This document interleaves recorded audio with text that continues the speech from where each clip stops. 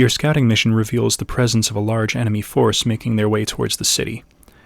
They may have seen you, and with the presence of the enemy cavalry, will you be able to deliver the message in time?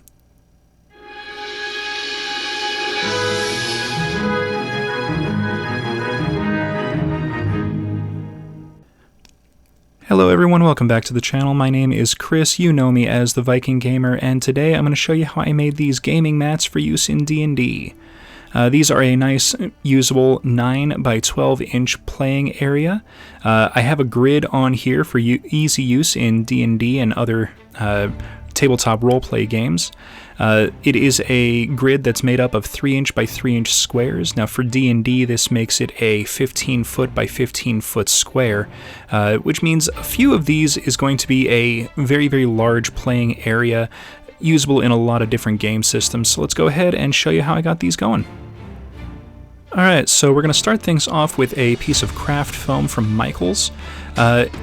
This is half of the board. I got it as a large piece for less than $2, cut it in half for easy use. And then we're just going to use a playing card here, since I've got, a couple of decks of these laying around all the time, just as a quick and easy spreading tool to coat the entire surface of one side with some Mod Podge. And I'm just making sure to smooth it all the way to all the edges. And I apologize for my camera, it does not like the glue on the background there. Fortunately that'll clear up as we're laying out our ground layer. This is some play sand that I got from Lowe's a couple of years ago. I bought a bag, it was like 50 pounds for a couple of bucks or something like that. I'm still going through the whole thing. Very, very good thing to pick up and just use for a while. So once that's had a little bit of time to dry, I removed all the extra sand. I had a little bit too much glue, so it just kind of started pooling off to one side, and the sand kind of broke its surface tension, so I added an extra handful or two of sand to make sure everything was still covered, and then I let it dry for about 5 to 10 minutes or so. Alright, so the key to this is, if you're going to add grid lines, don't let it dry all the way before you add them. I'm using a ruler and my cutting mat here to add in the grid space, spacing it in those 3 inch by 3 inch squares. I'm just using the ruler to kind of score the lines and make sure everything is separated correctly. Once I cleaned the ruler off a little bit, you definitely don't want the Mod Podge and sand to dry on there.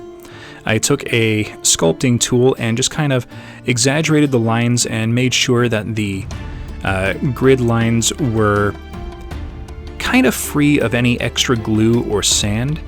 Now again, because I used a little bit too much glue, this ended up taking a lot longer than I expected. I just kind of had to keep doing it for a few minutes to make sure that there wasn't any extra glue or anything blocking the grid lines.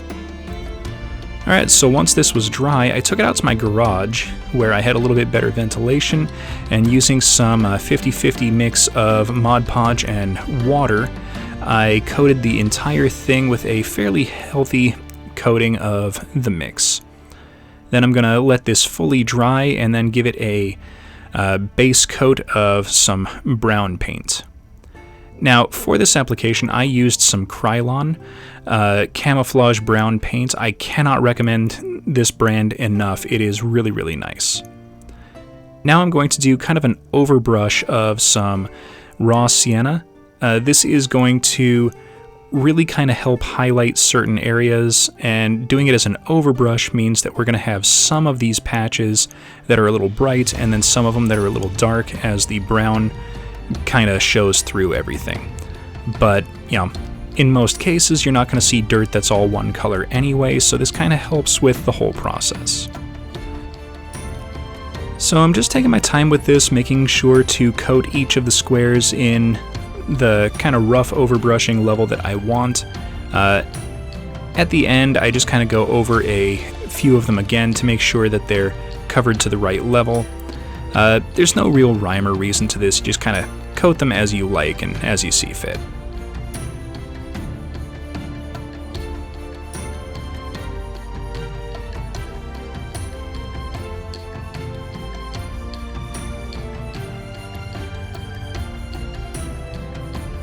Now, I chose not to add any extra rocks or gravel to this as kind of extra filler. You absolutely can if you want to. I just didn't really think it was necessary since the play sand had a few rocks in it to begin with. I didn't really feel like it needed extra.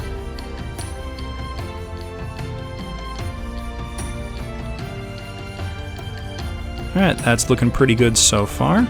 So we're going to let this dry a little bit. Shouldn't take too long since it's just a quick overbrush.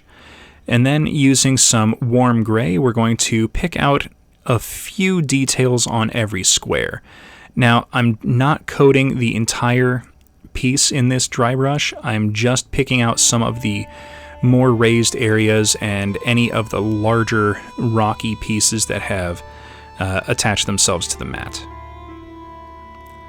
This is going to give some nice little contrast in various areas that are going to help kind of showcase the different consistencies of the ground cover.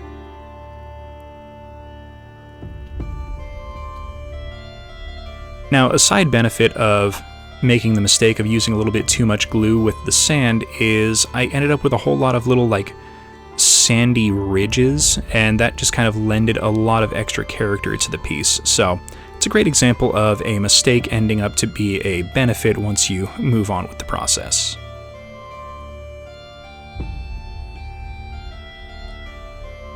Alright, once that's dry, I'm going to take some Mod Podge and lay down some rough patches.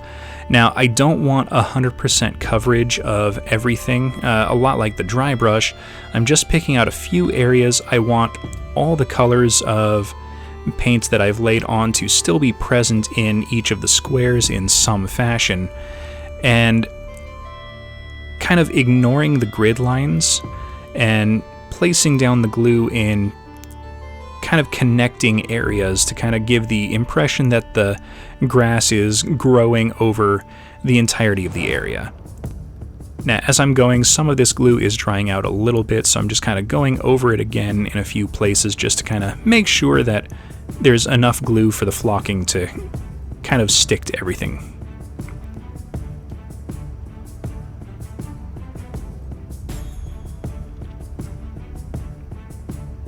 Now, if you do this, you can always go back later and add more grass, but you can't take away grass. So, if you're not sure how much you want, just kind of err on the side of a little bit less, and you can always go back and add more. So I found this little shaker at a Daiso, and it is absolutely awesome for applying flocking, way easier than using the colander sifter.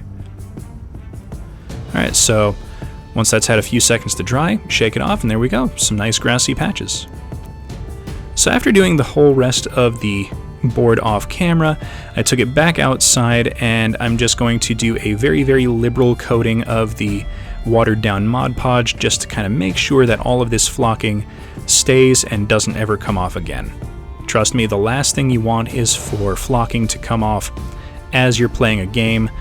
It makes it a very messy thing to clean up.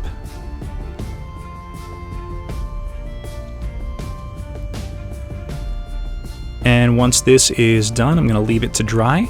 It doesn't take very long. I put it under a fan. It just kind of sped up the process. And here we go. We've got a couple of little scenes to show you here. I did a quick little kind of haunted church layout that you can see in a kind of grassy setting. You can also do a little war camp. You know, maybe your players are on their way somewhere and they run into a war camp, and now they have to decide whether to engage or run away. And here's a little sneak preview of next week's video. I am going to be doing something very special with these guys next week, and you definitely don't want to miss it, so please tune in next week for that edition. Thank you all so much for watching. Hit that like button, subscribe for future content, comment in the comments section, and we will see everyone next episode.